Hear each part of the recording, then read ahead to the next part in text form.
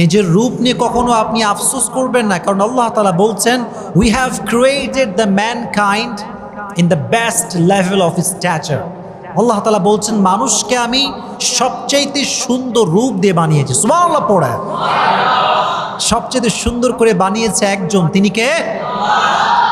So the first point is don't regret about your face cutting, don't regret about your face color. নিজের রূপ যতটুকুই হোক না কেন, কালো হোক ফর্সা হোক, ধলা হোক কালো হোক, ডাজন্ট ম্যাটার, আমরা সকলেই পড়বো আলহামদুলিল্লাহ। Number one. And number two is don't regret about your financial status.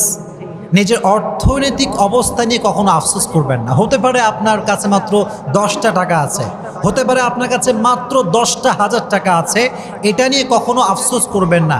যতটুকু আছে